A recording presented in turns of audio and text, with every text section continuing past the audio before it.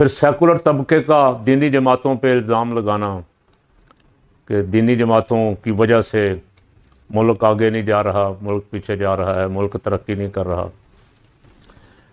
Number एक। Number दो, मौलाना कुछ देर मुख्तलिफ जमातों के साथ मिल के हुकूमत में रहे। मौलाना से मुराद मौलाना फजलुर रहमान, और वही सियासी जमातें जो जब ज़रूरत पड़ती है तो उनको अपना बाप कहते हैं, ये हमारे वालिद की जगह है। वो जब वो थोड़ा सा मौलाना सीधे होते हैं, आंखें दिखाते हैं, या दूसरे लफ्ज़ों में अगर असली बात कहूँ तो सच कहते हैं। जब वो सच कहते हैं, हक़ाइक़ बयान करते हैं, तो फिर उनकी किरदार कुछ शुरू हो जाती है। मौलाना ने इतने 100 एकड़ ज़मीन ली, मौलाना ने ये बना लिया, मौलाना ने वो बना लिया। तो नाम अगर आप कहें तो मैं ले देता हूँ। जो सियासी जमातें, जो सियासतदान इक़्तिदार में रहे हैं, उनका और मौलाना के असासाजात का आप मुवाज़ना कर लें, ज़मीन आसमान का फ़र्क आपको नज़र आएगा। सियासी जमातों ने इतना लूटा मुल्क को, ख़ासकर नून, पीपी, MQM, ANP वगैरह ने, कि जिसकी कोई मिसाल ही नहीं मिलती। लेकिन उनको अपनी लूट मार नज़र नहीं आती।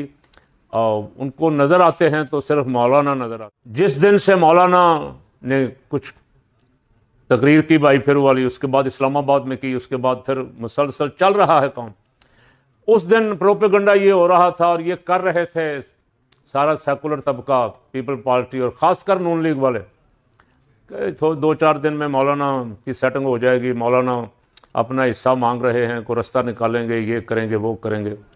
तो मैं उनसे पूछता हूँ कि अब भाई फिर वाले जलसे को कितने दिन हो गए? मौलाना तो अभी तक अपने उसी मौक़िफ़ पे डटे हुए हैं। तुम्हारी बुज़दिली ये है कि तुम उनके हक़ के साथ भी खड़े होने के लिए तैयार नहीं हो। तुम जो उनके पाँव पड़ते थे जा जा के 26वीं 27वीं तरमीम के लिए, कभी बिलावल आ रहा है, कभी जरदारी आ रहा है, कभी नवाज शरीफ आ रहा है, कभी शहबाज शरीफ आ रहा है, कभी फलाना आ रहा है, कभी राना सना आ रहा है, कभी कायरा आ रहा है। तो तुम अब बड़ी जल्दी आंखें फेर गए हो जब थोड़ी सी मौलाना पे तुमने देखा है कि शायद मौलाना को पता नहीं अब क्या हो जाएगा। तो मौलाना को तो मैंने सुना वो कह रहे थे कि जेल में इतना आना जाना रहा है कि अब तो अपने घर जैसी लगती थी जेल। आ रहे हैं, जा रहे हैं, आ रहे हैं, जा रहे हैं। तो ये लोग ख़ास करके दीनी तबका जो है, अल्हम्दुलिल्लाह ये जेलों से और तकलीफ़ों से डरने वाला नहीं है, इल्ला माशाल्लाह। कुछ जो लोग हक़ के लिए खड़े हैं उनकी बात कर रहा हूँ। बहुत सारे लोग जो हैं वो पहले ही हमेशा ही बादशाहों के साथ खड़े होते हैं, अकबर जैसे बादशाहों के साथ भी खड़े होते हैं, और अब्बासी और उमवी खुलफा के साथ भी खड़े होते थे।